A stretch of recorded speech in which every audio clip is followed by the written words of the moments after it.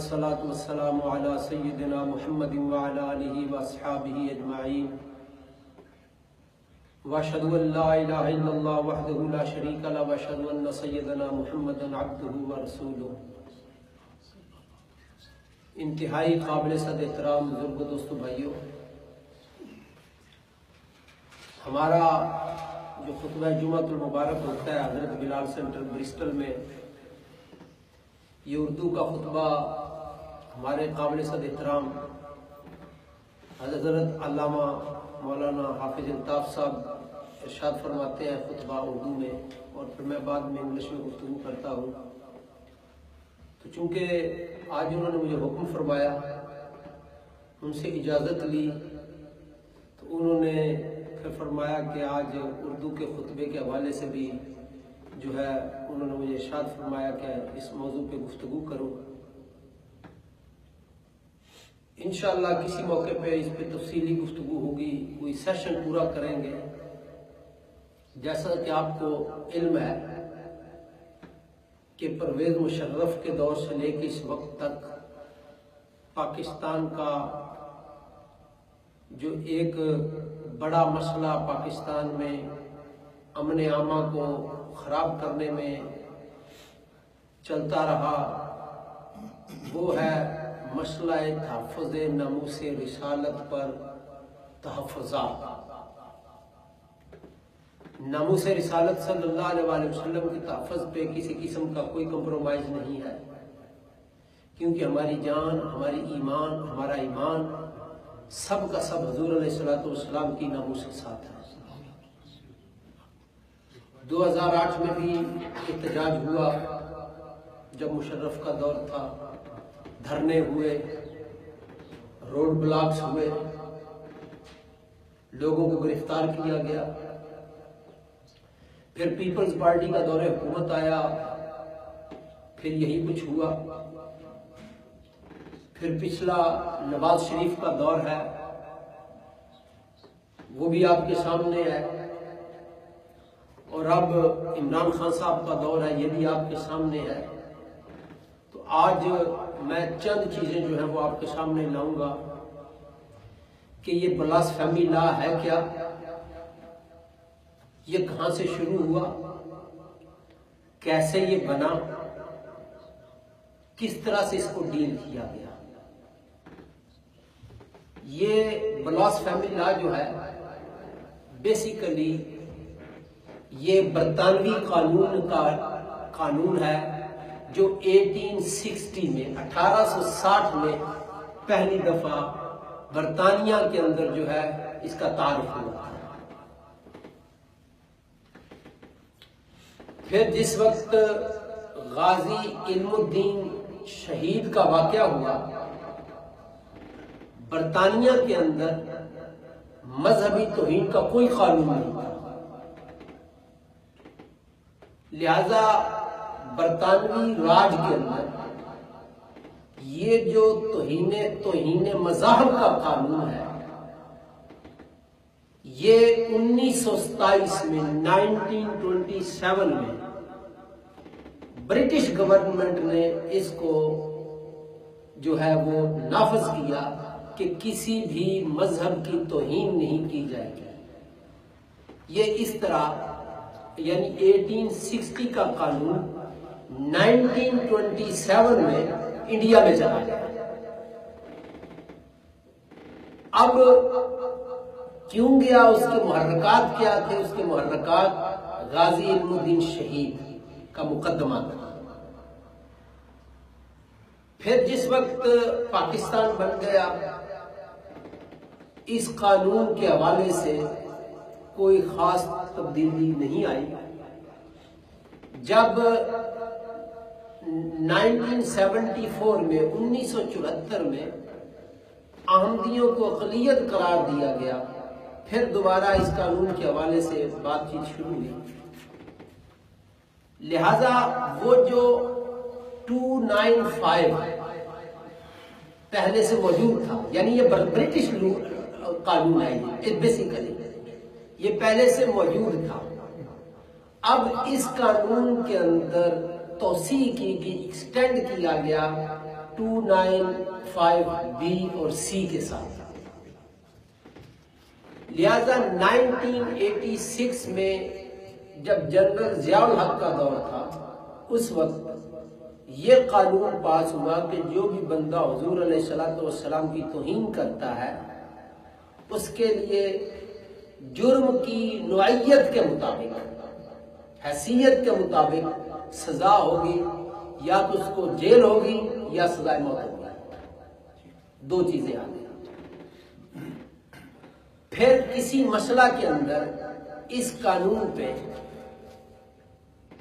پھر کوئی ابہام ہوا تو اس وقت فیڈرل شریعہ کورٹ جو پاکستان کی ایک عدالت ہے جو کہ شرعی قوانین کا جائزہ لیتی ہے، اس وقت اس میں ریٹ دائر ہوئی. انہوں نے کیا کیا شریعہ کورٹ نے کہ جو قید کی سزا ہے وہ ختم کر دی اور صرف سزائے موت بحال ہو گئی. اب یہ ہے وہ قانون جس کی تھوڑی ہی بیک گراؤنڈ ہے. اب میں آتا ہوں کہ ہوا کیا. پاکستان قانون کے اعتبار سے اسلامی ملک ہے اور پاکستان کے اندر دو اسلامی مذہبی قانون چلتے ہیں. ایک جعفری اثنا عشری شیعہ اور ایک چلتا ہے سنی حنفی قانون ہے. پاکستان کا جو اکثریتی پریکٹسنگ سکول ہے وہ حنفی ہے کہ امام اعظم ابو حنیفہ رحمۃ اللہ تعالی علیہ کو ہم فالو کرتے ہیں. میں یہاں پہ ایک اور بات یاد رکھوں، پوری دنیا کے اندر انٹرنیشنل میٹرز جو اسلامی طرز زندگی میں ڈیل ہوتے ہیں وہ صرف اور صرف فقہ حنفی سے ہوتے ہیں. فقہ مالکی، فقہ شافعی، فقہ حنبلی وہ بہت مشکل ہے. اس کی مثال میں اور اس طرح سے دیتا ہوں کہ مصر جو ہے یہ شافعی ملک ہے، ان کی فقہ حنفی نہیں ہے. ان کی نمازیں، ان کے روزے، ان کی اذانیں فقہ شافعی کے مطابق ہیں، لیکن ان کا جو ملکی قانون ہے طلاق، نکاح، انٹرنیشنل بینکنگ وہ فقہ حنفی کے تحت ہے. یہ ایک چیز میں نے ایک ملک کی مثال دی ابھی، ملائیشیا بھی اس کے قریب ہی ہے، وہ شافعی ہیں، وہ بھی اسی طرح اس کو ڈیل کرتے ہیں. اب ہوا یہ کہ جس وقت یہ فیڈرل شریعہ کورٹ کے اندر یہ کیس دوبارہ پٹ ہوا، اس وقت جو علماء دلائل دینے کے لیے گئے وہ مثلا ڈاکٹر طاہر القادری صاحب تھے، مفتی تقی عثمانی صاحب تھے، یہ سارے علماء اکٹھے ہو کے گئے وہاں پہ. اب ہوا یہ کہ یہ جو پچھلا شوکت صدیقی جج صاحب تھے ان کا بھی میں نے ایک فیصلہ پڑھا ختم نبوت کا. ابھی یہ جو موجودہ چیف جسٹس صاحب نے فیصلہ دیا یہ بھی میں نے پڑھا ہے. مجھے ایک سوال پیدا ہوا کہ دونوں ججوں نے اس پورے فیصلے کے اندر کسی حنفی عالم دین کی رولنگ پیش نہیں کی، کسی حنفی عالم کی رولنگ پیش نہیں کی. پھر میں نے اس مسئلے پہ تحقیق کی کہ جس بندے کا نام دونوں فیصلوں میں آیا ہے وہ ہے ابن تیمیہ، یعنی جسٹس شوکت صدیقی نے بھی ابن تیمیہ کو کوٹ کیا اور جسٹس چیف جسٹس نے بھی ابن تیمیہ کو کوٹ کیا وہاں پہ. اب جب ابن تیمیہ کو کوٹ کیا میرے ذہن میں سوال آیا کہ ابن تیمیہ تو حنفی ہے ہی نہیں، وہ حنبلی ہے اور امام اعظم ابو حنیفہ رحمۃ اللہ علیہ کا ٹاپ کا مخالف ہے. اب سوال یہ پیدا ہوا کہ ایک وہ بندہ جو فقہ حنبلی سے تعلق رکھتا ہو، امام اعظم ابو حنیفہ رحمۃ اللہ علیہ کا مخالف ہو، اور پاکستان جو ایک حنفی ریاست ہے اس میں چیف جسٹس ہے وہ بھی حوالہ دے کوٹ کرے تو ابن تیمیہ کو کرے. ہائی کورٹ کا جج ہے وہ بھی مسئلے میں رائے دی کہ ابن تیمیہ کو کرے، تو پھر میں نے سارے مسئلے پہ تحقیق کی کہ ایسا کیوں ہوا۔ تحقیق اس بات کو ہوئی کہ جس وقت یہ حضرات علماء وہاں جا کے دلائل دیتے رہے شریعہ کورٹ میں، انہوں نے فقہ حنفی کا مسلک ہی پیش نہیں کیا، انہوں نے ابن تیمیہ حنبلی کا مسلک پیش کیا عدالت میں۔ اور یہ کتنی بڑی زیادتی ہے کہ آپ اپنی مدارس میں قدوری پڑھائیں فقہ حنفی کے مطابق، ہدایہ پڑھائیں فقہ حنفی کے مطابق، کنز الدقائق پڑھائیں فقہ حنفی کے مطابق، لوگوں سے پیسے اکٹھے کریں فقہ حنفی کے مطابق، لوگوں کے نکاح توڑیں فقہ حنفی کے مطابق، لوگوں کے نکاح جوڑیں فقہ حنفی کے مطابق، اور جب تم عدالت میں جا کے تقریر کرو وہاں پہ فقہ حنفی کو لات مار دو، اور جو امام اعظم ابو حنیفہ کا مخالف ہے اس کے تم جا کے عدالت میں دلائل دو۔ کتنی بڑی زیادتی کی ہے اس امت کے ساتھ، اس قوم کے ساتھ انہوں نے۔ اب سنیے امام اعظم ابو حنیفہ رحمۃ اللہ علیہ کا موقف کیا ہے۔ امام اعظم ابو حنیفہ رحمۃ اللہ تعالیٰ علیہ نے اپنی زندگی میں تان برداشت کیے ہیں، لوگوں کی گالیاں سنی ہیں، لیکن موقف وہ اختیار کیا جو موقف صحیح ہے۔ سب سے پہلا سوال یہ ہے، امام اعظم ابو حنیفہ رحمۃ اللہ علیہ فرماتے ہیں جو بندہ توہین رسالت کا ارتکاب کرے اور وہ مسلمان ہو، اور وہ کیا ہو؟ مسلمان ہو، اس کی سزا موت ہے۔ یہ امام اعظم ابو حنیفہ کا موقف ہے۔ اب سوال یہ ہے کہ کیوں موت ہے؟ اگلا سوال یہ بھی ہے، اگلا سوال یہ بھی ہے، امام اعظم ابو حنیفہ کی بات کر رہا ہوں میں کسی اور بندے کی بات نہیں کر رہا۔ امام اعظم ابو حنیفہ سے اگلا سوال یہ ہے کہ سزا موت کیوں ہے؟ وہ یہ کہتے ہیں کہ جو بندہ توہین رسالت کا ارتکاب کرتا ہے دراصل وہ مرتد ہو جاتا ہے، وہ مرتد ہو جاتا ہے۔ جب وہ مرتد ہو جاتا ہے تو مرتد کی سزا جو ہے وہ سزا موت ہے۔ ایک پھر وہ امام صاحب فرماتے ہیں، امام اعظم ابو حنیفہ فرماتے ہیں کہ اگر مرتد توبہ کرتا ہے اس کی توبہ کو قبول کیا جائے گا، لہذا اگر توہین رسالت کرنے والا بندہ بھی توبہ کرے تو اس کی توبہ کو قبول کیا جائے گا۔ یہ جو موقف ہے کہ جو اگر توہین رسالت کا مرتکب توبہ کرے تو اس کی توبہ قبول نہیں ہوگی، یہ امام ابو حنیفہ کا موقف نہیں ہے، بلکہ وہ کہتے ہیں کہ مرتد جو ہوتا ہے اس کو، جو مرتد ہوتا ہے اس سے بات کی جائے گی، اس کے اندر اگر کوئی شبہ آ گیا، اس کو کوئی شبہ ہو گیا ہے اسلام کے بارے میں، حضور علیہ الصلوۃ والسلام کے بارے میں، قرآن کے بارے میں، اس کا شبہ دور کیا جائے گا۔ جب اس کا شبہ دور ہو جائے گا پھر اس کو اسلام کی دعوت دی جائے گی، پھر وہ اسلام قبول کرے گا۔ تو اگر وہ توبہ کرے تو اس کی توبہ کو قبول کیا جائے گا۔ ایک امام اعظم ابو حنیفہ رحمۃ اللہ علیہ کا دوسرا موقف، یہ تو مسلمان کے بارے میں، غیر مسلم کے بارے میں، غیر مسلم کے بارے میں یہ ہے کہ وہ چونکہ پہلے ہی کافر ہے، وہ پہلے ہی کافر ہے۔ اب کافر اگر توہین رسالت کرتا ہے تو وہ تو پہلے ہی کافر ہے، جو پہلے ہی کافر ہے اس نے حضور علیہ الصلوۃ والسلام کی عزت کب کرنی ہے؟ لہذا مسلمانوں میں اب اس کو انتشار بھی نہیں ڈالنے دینا۔ امام اعظم ابو حنیفہ رحمۃ اللہ تعالیٰ نے فرماتے ہیں کہ اگر کوئی کافر حضور علیہ الصلوۃ والسلام کی توہین کرے تو اس کو قید کیا جائے گا، اس کو جرمانہ کیا جا سکتا ہے، اس کو قتل نہیں کیا جائے گا، کافر۔ اب اس پہ ہماری دلیل کیا ہے؟ بہت ساری دلیلیں ہیں، وہاں کی کتابوں میں لکھی ہیں، میں ایک چھوٹی سی، جس وقت حضور علیہ الصلوۃ والسلام نے لوگوں کو سلام کرنے کا حکم دیا، سلام کرنے کا حکم مدینہ منورہ میں نازل ہوا ہے۔ کہاں پہ نازل ہوا ہے؟ مدینہ منورہ میں۔ اور جب حضور علیہ الصلوۃ والسلام نے مدینہ منورہ میں تشریف لائے تو مدینہ منورہ کا جو سب سے پہلا گورنر ہے، جو پہلا امیر ہے، وہ حضور کی ذات ہے۔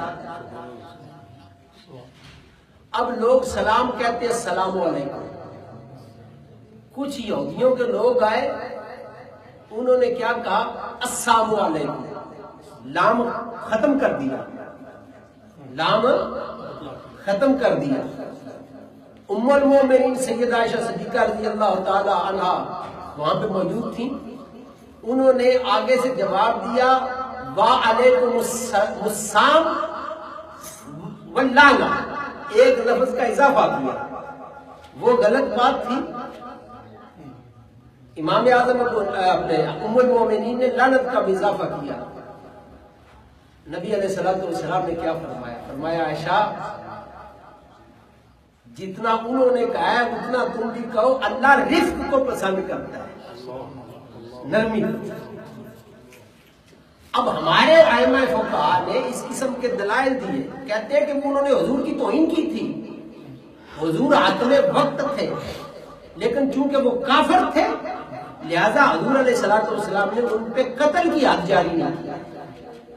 باقاعدہ ہماری فقہ کی کتابوں میں یہ باب موجود ہے۔ یہ ہے امام اعظم ابو حنیفہ کا موقف۔ اب آگے چلتے ہیں تھوڑا سا۔ مرتد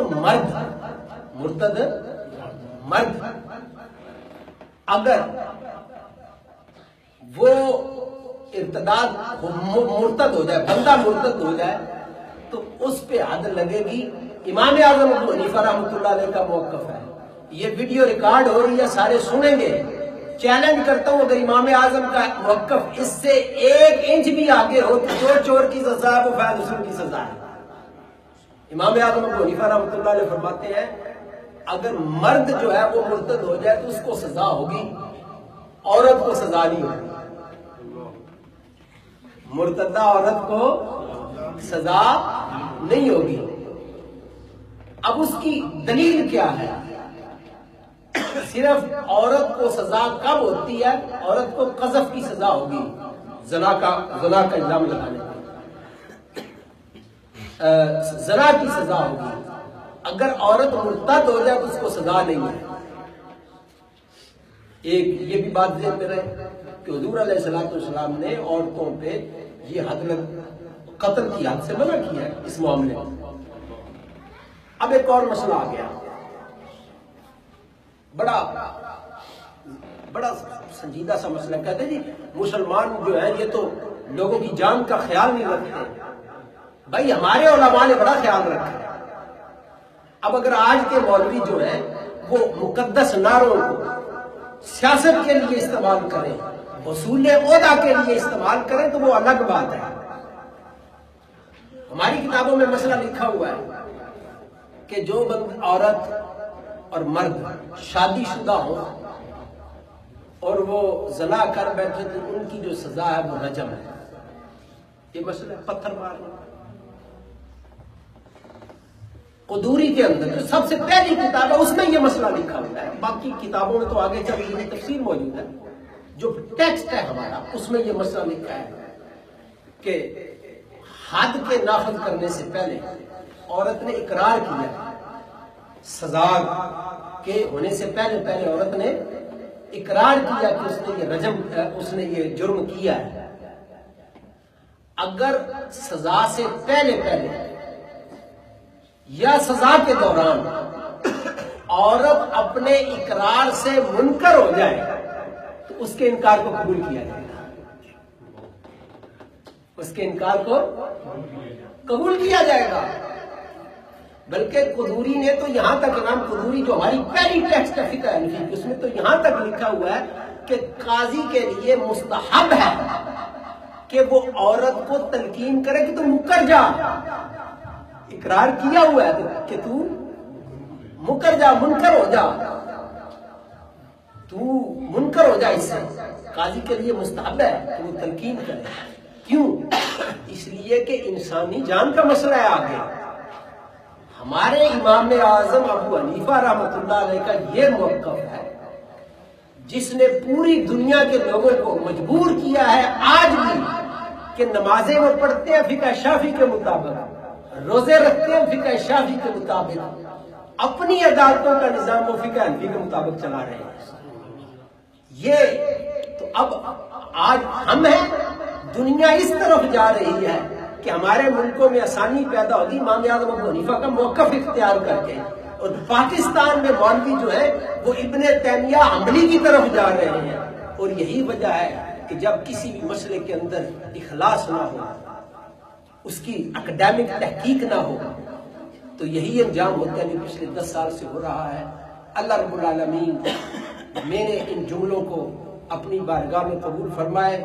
میں نے یہ صرف آج کی یہ تقریر اس لیے کی ہے کہ بہت سارے دوستوں نے انفرادی طور پر میسج کیا، مسئلے کی نوعیت کے حوالے سے کلام کیا، تو میں نے چاہا کہ حضرت قبلہ علامہ الطاف حسین صاحب کی اجازت کے ساتھ آج اردو میں تھوڑا سا وقت لے کے اس مسئلے پہ میں تھوڑی سی بات کر لوں۔ اللہ رب العالمین میرے ان کلمات کو قبول فرمائے۔ اب ہم انگلش میں بات کریں گے۔ وآخر دعوانا الحمدللہ رب العالمین۔